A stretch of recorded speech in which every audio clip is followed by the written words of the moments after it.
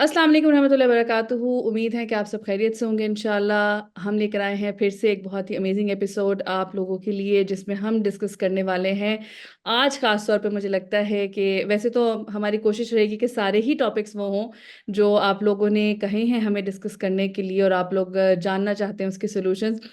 लेकिन मुझे लगता है कि आज वाला जो टॉपिक है ये एक ऐसा टॉपिक है जिसको हम कह सकते हैं कि जी ये एक हॉट टॉपिक है। और लड़कियां और ख़ास तौर पर मैरिड ख़वातीन जो है, मुझे लगता है कि वो इसके हेडिंग को ही पढ़कर, इसका टाइटल पढ़ के ही जो है मेरे ख्याल से काफ़ी अट्रैक्ट हो चुकी होंगी और जान भी चुकी होंगी कि आज हम क्या डिस्कस करने वाले हैं। तो सबसे पहले तो अस्सलाम वालेकुम सर निसार, आप कैसे हैं? वालेकुम अस्सलाम वरहमतुल्लाहि वबरकातुहू। अल्हम्दुलिल्लाह हम बड़े मुंतज़िर थे इस प्रोग्राम को आगे बढ़ाने के लिए। और hmm. I was actually missing the audience, क्योंकि इस प्रोग्राम के साथ अभी ऐसा लगता है हमारी एक फैमिली है जो रेगुलर इसको देखते रहेंगे और अपने फीडबैक्स देते रहेंगे। तो it looks like a family, इसलिए आई वाज अल्हम्दुलिल्लाह। मिसिंग इट, ताकि काफ़ी लंबा अरसा गुजर गया आगे बढ़ने हम्म। में। तो इंशाल्लाह तो वी लुक फॉरवर्ड, इंशाल्लाह वी स्टार्ट इंशाल्लाह। इंशाल्लाह इंशाल्लाह। ठीक है, तो आज जो हमने टॉपिक सिलेक्ट किया है वो है मदर इन लॉ के हवाले से, जिसको आपने बड़ा ही मजे का एक नाम दिया था, आप मेंशन करना चाहेंगे? आप याद दिला दीजिए। The mother in I guess law. Mother in law syndrome था या मॉन्स्टर इन लॉ सिंड्रोम था? नहीं, मदर इन लॉ फोबिया था और mother in law syndrome phobia था यस एक्चुअली। यस यस, बिल्कुल बिल्कुल बिल्कुल।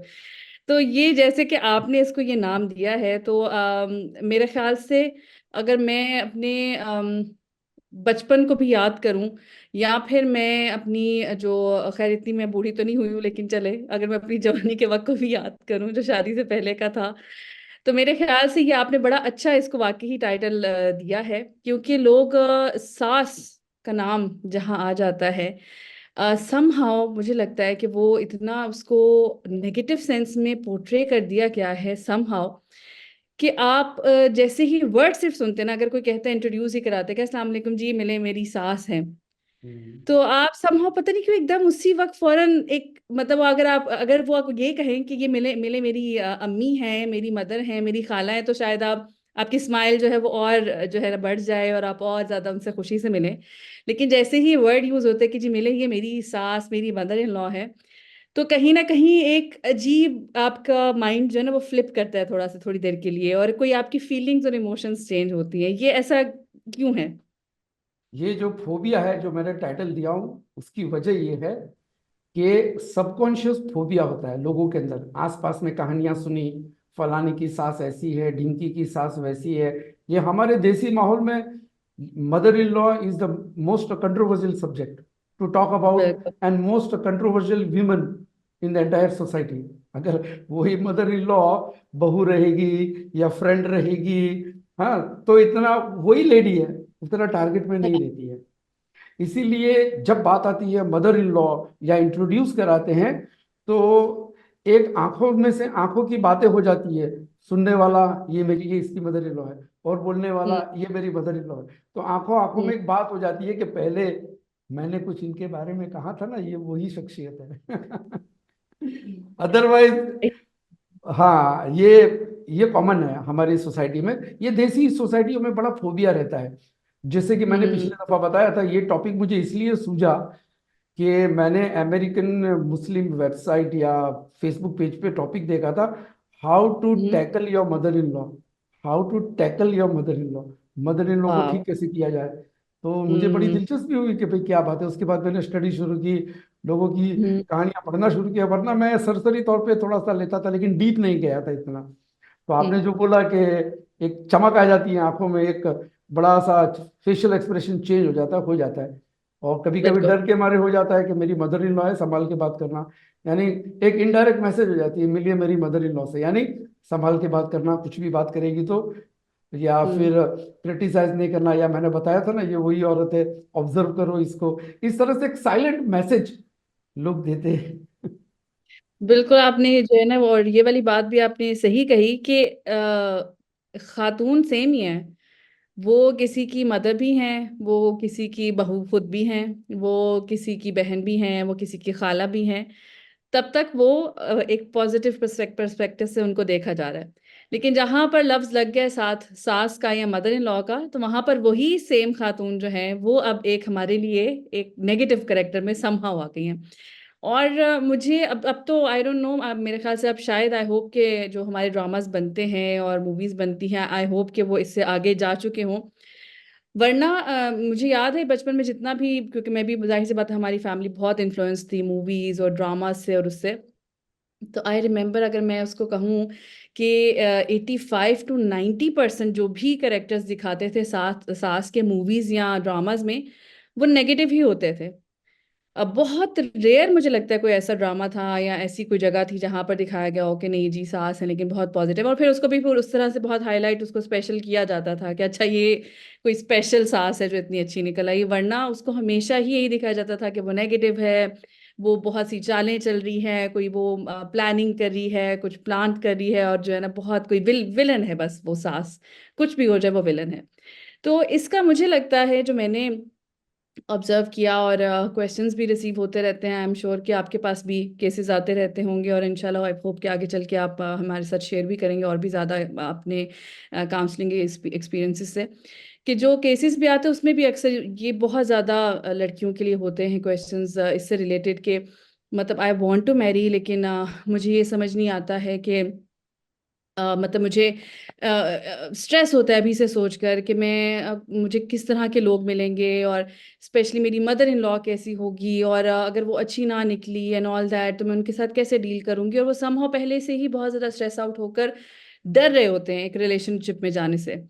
और मुझे ये भी लगता है कि जो लड़कियां हैं वो समहाउ जब जाती ही हैं एक फैमिली में, तो वो पहले से मेंटली कहीं ना कहीं बहुत स्ट्रेस्ड आउट होती हैं, इससे ज़्यादा कि मेरा हस्बैंड जो है उसको मैंने कैसे हैंडल करना है, या वो किस तरह का निकलेगा, या उसकी नेचर क्या होगी। वो इस चीज़ के ऊपर ज़्यादा फोकस्ड होते हैं कि जो मेरी सास है ना वो किस तरह की खातून होंगी, और वो मेरे साथ ऐसा ना कर दें वैसा ना कर दें। और समहाउ मुझे लगता है कि वो पहले से कहीं ना कहीं रेडी जरूर होते हैं, क्योंकि ऐसा होता है ना, जैसे फॉर एग्जांपल जब आपसे अगर कोई मेरा इंट्रोडक्शन करवाए और वो बताएं जी निसार सर जो हैं वो बहुत अच्छे इंसान हैं, बहुत शरीफ इंसान हैं, और वो उनके पास ये क्वालिफिकेशन है, तो आई एम प्रीटी श्योर जब मैं आपसे मिलूंगी ही मैं मेंटली बहुत एक पॉजिटिव पर्सपेक्टिव के साथ ही रेडी होंगी, और उसी तरह से मैं आपको ग्रीट करूंगी। लेकिन अगर मुझे कोई पहले से कह दे कि नहीं नहीं ये तो इस तरह के शख्स हैं और ये अच्छे नहीं हैं और बहुत ही इनका किरदार ऐसा है, तो मेरे ख्याल से मैं जब आपसे बात भी करूंगी तो मैं पहले से एक प्रिपेयर्ड बैठी होंगी कि अभी ये कोई नेगेटिव बात करने वाले हैं, अभी ये कोई बुरी बात करने वाले हैं। तो मुझे लगता है ऐसा ही फिर उन लड़कियों के साथ भी होता है कि क्योंकि वो एक नेगेटिव पर्सपेक्टिव पहले से लेकर गई होती है, तो दे आर रेडी कि ये कोई बात करें और जो है ना मैं इनको बस इनकी उस बात को नेगेटिव लूं और उसका कोई गलत मतलब निकालूं, और फिर बस वहां पे एक दुश्मनी शुरू हो जाए। उसकी वजह क्या है? एक तो हम हम्म। कहते हैं कि लड़की बड़ी होती है ऐसे माहौल में कि उसकी बड़ी बहन की सास ऐसी है, उसकी खाला की लड़की की सास ऐसी है, उसकी क्लासमेट्स शादी करके आते हैं, तो ये सारी कहानियां सुनते हैं।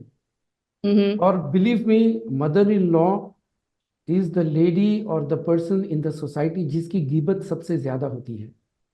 वो नहीं करेंगे हम्म। इतनी गिबत, तो जैसे दूसरों की करती उतनी ही करेंगी, लेकिन बहुएं और बहू के माँ बाप, बहू की फ्रेंड्स, बहू की कजिन्स, यानी सबसे गहरा टॉपिक और सबसे wide topic mother in law का होता है। और जो हम्म। बात माहौल में होती है वो जहन कर जाती है। मिसाल के तौर पे मुसलमानों के माहौल में खिंजीर हराम समझते हैं, है ना? क्यों?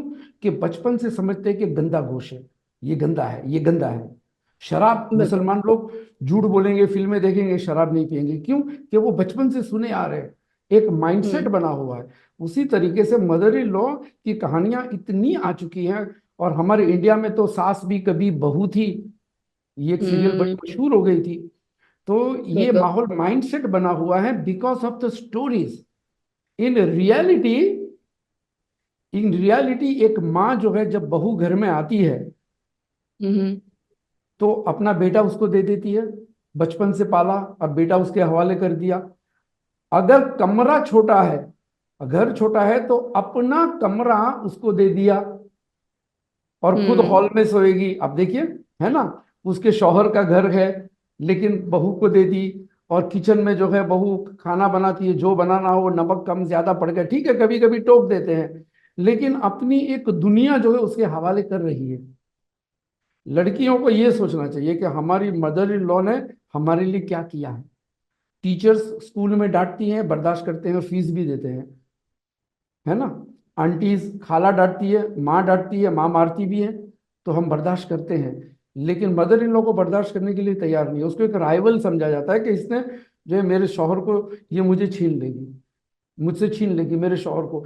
इसीलिए ये क्लैश शादी होने के साथ से ही शुरू हो जाता है।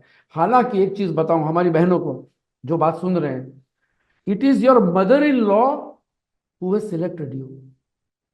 डिसीजन कौन लेता है शादी का? मदर इन लॉ लेती। बाप जो है, फादर इन लॉ, वो पैसा देता है, शादी का खर्चा देता है। लड़का तो ये पसंद है, वो पसंद है, उसको तो हीरोइने भी पसंद होगी, लेकिन फाइनली सेटल कब होता है? जो माँ कहते हैं, माँ माँ ने डिसाइड किया है। अब माँ ने इस्तखारा किया होगा, माँ ने बरसों तक दुआएं की होगी कि मुझे एक अच्छी बहू मिले। तो अल्लाह ने आपका इंतखाब किया उस फैमिली के लिए। अल्लाह chosen you to be the daughter in law of that lady who had been praying a lot for a good daughter in law, कि हमारी बेटी की जैसे रहे। तो यहां तक पॉजिटिविटी रहनी चाहिए। अगर ये पॉजिटिविटी आ गई तो सामने वाले की शॉर्टकमिंग्स, सामने वाले के गुस्से को आदमी बर्दाश्त कर लेता है। क्यों? कि एक उसको पता चला कि हमारे यहाँ आने की अहमियत क्या है, इस औरत का क्या रोल है, इस फैमिली में मैं दुल्हन बनकर आई, उसमें इसका रोल क्या है। ये चीज जो हमारी बहनें अगर समझ गई तो माइंडसेट चेंज होना शुरू हो जाता है। राइट। बिल्कुल। और मेरे ख्याल से जैसे आपने बीच में ये भी कहा ना कि दूसरे लोग जो अपने एक्सपीरियंसेस शेयर करते हैं और वो करते हैं बातें, मतलब बड़ी बहन जो है वो घर आई और घर आते साथ ही जैसे ही वो बैठी है अपनी अम्मी के साथ, और वो शुरू हुई एक बुराइयों की लिस्ट। और उसकी वजह से वो जो छोटी बहनें हैं या फिर कोई और भी, अगर कोई कजन भी है इवन घर में या कोई भी है, उसने जब सुना, चले वही वाली बात है कि हर इंसान सेम नहीं होता ना, और एट टाइम्स आपको नहीं पता होता, हो सकता है कि आपको शायद कोई बात समझ नहीं आ रही है, और किसी वजह से समटाइम्स मुझे लगता है कि कभी ये भी होता है ना कि आप बातें क्लियर नहीं करते और वो एक से दूसरी बात होती है, दूसरी से तीसरी बात होती है, और वो होते होते माहौल पूरा घर का नेगेटिव हो जाता है। हो सकता है इस वजह से आपका रिलेशन इफेक्ट हुआ हुआ है, इतना ज्यादा आपका रिलेशन खराब हुआ हुआ है। बट आप जाने अनजाने में अब ये कर रहे हैं कि वो सिर्फ शेयर करके उसके नेगेटिव जो एस्पेक्ट्स हैं और वहाँ के जो भी आपके इश्यूज हैं, प्रॉब्लम्स हैं, आप एक दूसरे इंसान का जो नजरिया है वो पहले से नेगेटिव बना रहे हैं। यानी अब वो जब जाए वहां पर अपने घर में, जब उसका एक वक्त आएगा, जब उसकी शादी होगी, तो जिस तरह आपने कहा कि वो एक पॉजिटिव पर्सपेक्टिव लेके जाने की बजाय कि ये सोचकर कि मुझे सिलेक्ट तो कहीं ना कहीं मेरी सास नहीं किया है, और उसने कुछ ना कुछ जहन में रखा होगा, कुछ सोचा होगा, शायद वो मुझे एक बेटी की तरह अपने घर लेकर जा रही है, क्योंकि ऑफ कोर्स उनकी अगर बेटियां हैं भी तो उन्होंने आगे कहीं चले ही जाना है। तो वो एक पॉजिटिव अप्रोच लेकर जाए, इसकी बजाय वो पहले से अब ये सोच रही है कि अच्छा ये तो शायद अम्मी भी जो है वो इसी तरह दादी के बारे में बातें करती रहती थी और बताती रहती थी कि तुम्हारी दादी ने तो मेरे साथ ये किया था, वो किया था, तुम्हारी दादी ऐसी वैसी। और अब जो है ना फलां कजन आई थी तो उसने भी ऐसे ही कहा कि मेरी तो सास ऐसी है, और बस वो तो हर वक्त बुराइयां और इस तरह की चीजें। तो अब वो भी कहीं ना कहीं पहले से प्रिपेयर होती हुई जा रही है कि अब मैंने जब जाना है वहां पर तो मुझे एक कोई नेगेटिव पर्सन, एक विलन मिलने वाला है, और वो विलन मुझे जैसे ही जरा सी ऊंची आवाज में बात करेगा या मुझसे कोई जरा सी ऐसी डिमांड करेंगे या कोई ऐसी ऑर्डर करेंगे मुझे, तो मैंने फौरन से उस पर ये रिएक्ट करना है। जबकि मेरे साथ भी इस तरह है कि अल्हम्दुलिल्लाह, जैसे मेरे पेरेंट्स ऑफ कोर्स वक्त के साथ, पेरेंट्स जैसे जैसे बूढ़े होते जाते हैं तो उनके रवैये में, उनकी तबीयत जो है उसमें थोड़ा सा तब्दीली आती जाती है। तो सम टाइम्स अम्मी जो हैं वो कभी कभी थोड़ी सी, पहले इतना ज़्यादा नहीं करती थी, अभी कभी कभी बहनों के साथ थोड़ी सी तल्ख कलामी कभी कर दी या इस तरह से कुछ कह दिया। तो मैं ये उनको उनके उस पे देख कर ना मैं ये सोचने लगती हूँ कि ये क्योंकि अब हमारी अपनी अम्मी हैं, और अगर ये हमें इस तरह से कुछ भी कमेंट कर रही हैं, चाहे वो कभी कभी, मैं तो बल्कि अम्मी को कभी मजाक में कह भी देती हूँ कि आप अम्मी कम और सास ज्यादा लगती हैं। वो इसी वजह से कि अगेन वो हमने एक बना लिया हुआ ना नजरिया कि नहीं, सास होगी तो ऐसे बातें करेगी, माँ ऐसी बात नहीं करेगी।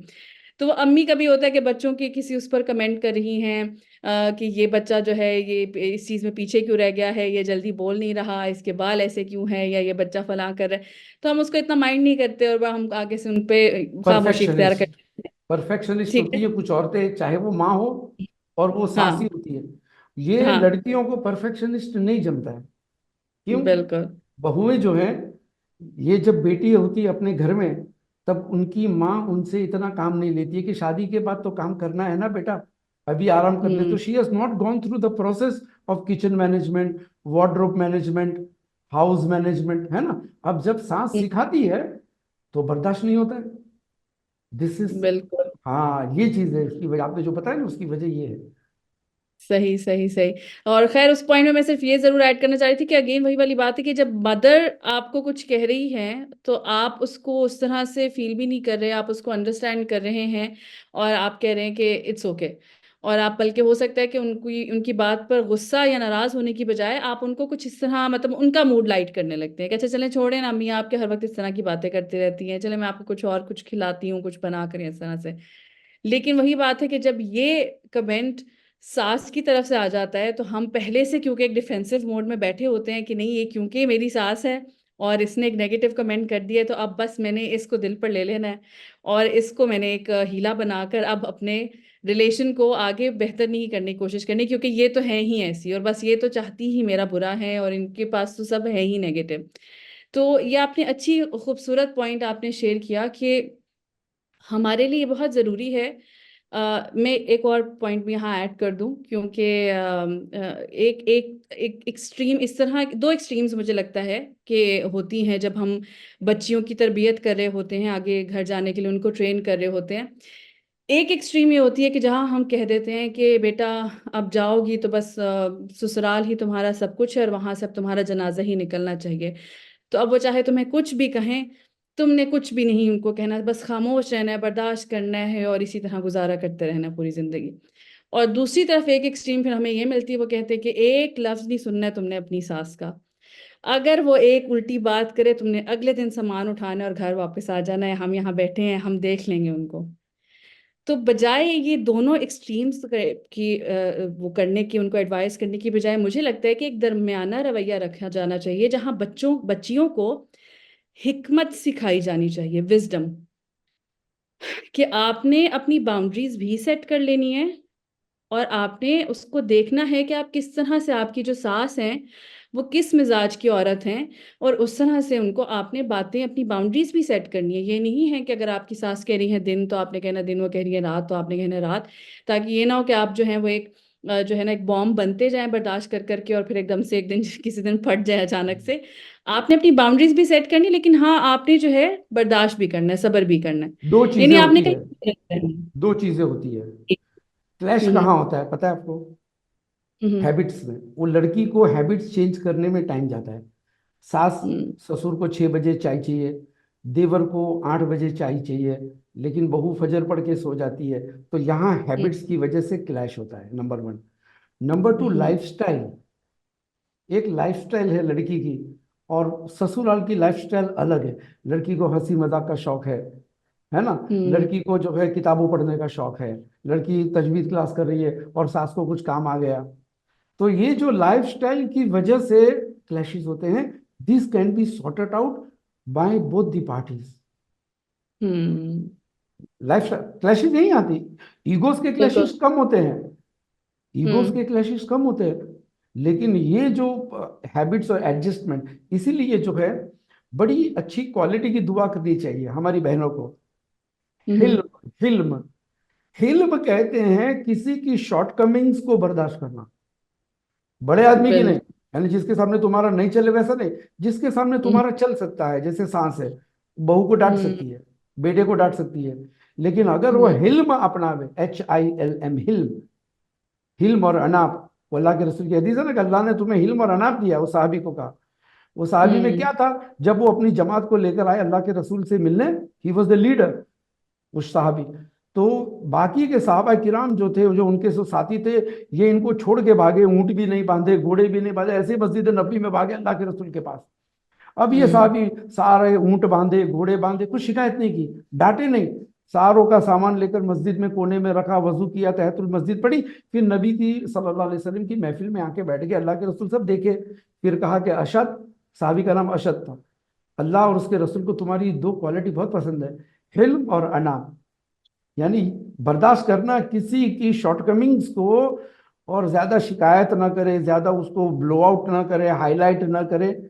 ये हम्म। शिकायत जो है, ये अगर बर्दाश्त कर ले आदमी शॉर्टकमिंग्स, खास करके मदर इन लॉ, तो डॉटर इन लॉ को एडजस्ट करना आसान हो जाता है। हिल्म hmm. Is a quality that women and daughters also should develop it, क्योंकि आगे चलकर 10-20 साल में मदर इन लॉ ज़ईफ हो जाएगी, मोहताज हो जाएगी तुम्हारी, है ना, बेवा भी हो जाए, हो सकती है तुम्हारी मोहताज हो गई, हम्म। फिर तुम्हारा शौहर कमाता है, उसको खिलाते, तो वो बदले और विंजेंस वाली बातें नहीं आनी चाहिए कि मैं बदला लूंगा, अभी वक्त का पहिया बदल गया, विल टीचर लेसन।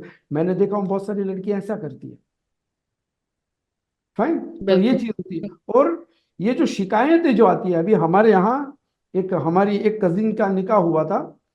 अब 1 हफ्ते के बाद उसके ससुर और उसकी सास जो है जली हुई खिचड़ी लेकर आए। वो देखो तुम्हारी बेटी को खिचड़ी बनाना नहीं आता, तो खिचड़ी, जली हुई खिचड़ी 5 किलोमीटर ट्रेवल करके लाए खाली दिखाने के लिए।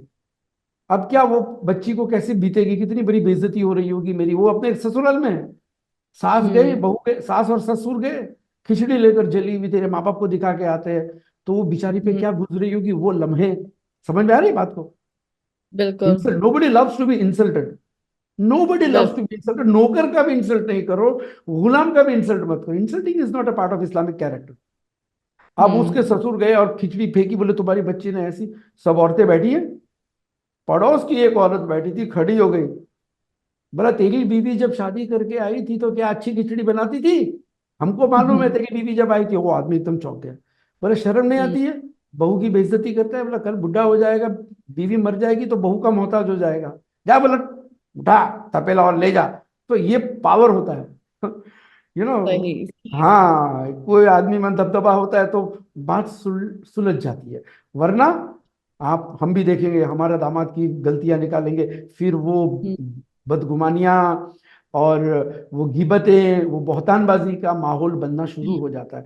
Unless you some elderly person stops all this, खड़े होकर बोल देना चाहिए। अल्लाह को बहादुरी बहुत पसंद है ना? वो बहादुरी जो है कभी कभी सच बोलने में भी काम आती है। राइट।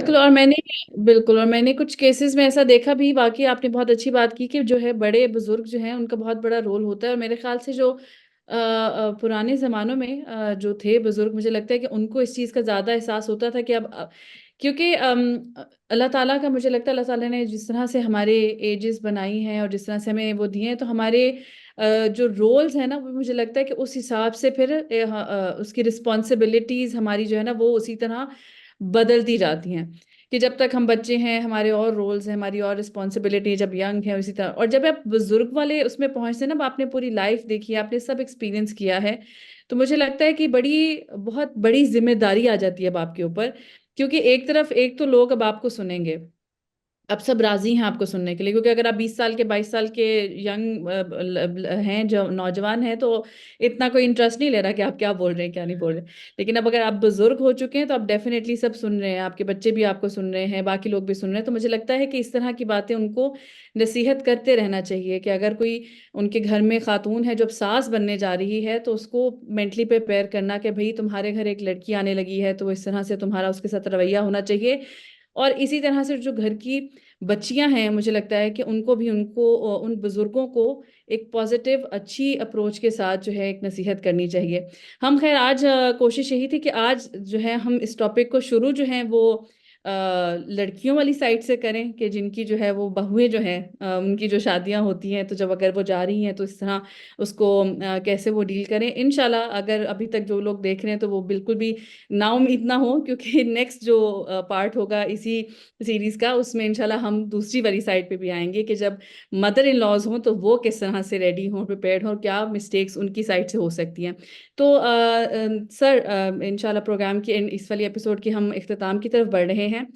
आप क्या एडवाइजेस जो हैं वो देना चाहेंगे मदर्स को, बड़ी बहनों को, खालाओं को, फुप्पों को, दादी को, नानी को, सब लोगों को, कि वो क्या एक लड़की को जो है, एक बच्ची को सिखाएं, जबकि उसके ऊपर ये वक्त आने वाला है कि उसकी शादी होने लगी है, इस चीज़ को सामने रखते हुए कि उनका क्या एक्सपीरियंस रहा अपनी सास के साथ, या उनके आसपास के लोगों का क्या एक्सपीरियंस रहा उनकी सासों के साथ, इन सबको जहन में रखते हुए क्योंकि आज का फोकस हमारा सास पे, ऑफ कोर्स हम लेटर ऑन हस्बैंड की तरफ भी आएंगे, तो आज के इस एपिसोड में आप इन सबको क्या एडवाइस देना चाहेंगे कि वो क्या अपनी बच्चियों को सिखाएं और किस तरह से उनको प्रिपेयर करें, एक दरमियाना कोई रास्ता उनको दिखाते हुए कि जब वो इस रिश्ते में जा रही हैं तो वो क्या एक्सपेक्ट करें और किस तरह से एक नई सिचुएशन को, एक नए इंसान को हैंडल करें। देखिए, शरीयत फॉलो करेंगे तो आसान रहेगा। सबसे पहले जो लड़कियां बैठी है, जिनकी शादियां होने वाली है या अभी अभी हुई है या स्ट्रगल कर रही है, सबसे रूल नंबर वन के अपनी सास की बुराई और इसका कैरेक्टर का पोस्टमार्टम अपने मायके में नहीं करने का, ना अपने फ्रेंड सर्कल में, ना व्हाट्सएप ग्रुप में। नंबर वन, चाहे कैसे भी हालात हो, अल्लाह ताला तुम्हें ताकत देगा टू सॉर्ट इट आउट। अल्लाह ताला प्रॉब्लम सॉल्व करने की सलाहियत दे देता है। फाइन। नंबर टू, हम्म। जब आप जाएंगे, हमारे घर की कोई लड़की की शादी हो रही है, तो तमाम एल्डर्स विमेन जो रहती है, इनकी खालाएं फूफियाँ ये सब, इनसे गुजारिश है कि कोई भी नेगेटिव पिक्चर न तैयार करे लड़की के जहन में। The mother in law should not be a topic of discussion when the discussion about wedding goes. Mother in law का हम्म। डिस्कशन नहीं मत करो। आप अपनी बेटी को दे रहे हो, शौहर को हवाले कर रहे हो ना, शौहर के साथ आप रखो रखता। रही बात, तीसरी बात, कि ये जो एक्सट्रीम जो था कि अभी तो तेरा जनाजा निकलेगा, आना नहीं, ऐसी ये नेगेटिव वर्ड हो जाता है। कहना चाहिए बेटा आना, अपने शौहर को लेकर आ, अपने हम्म। नवासों और पोतों को लेकर आ, है ना। तो हम्म। हमारे नवासों को लेकर आ, इस तरह से पॉजिटिव इनविटेशन देना चाहिए। ऐसा नहीं कि भी आना ही नहीं, कुछ भी हो जाए सॉर्ट आउट कर देना, नहीं।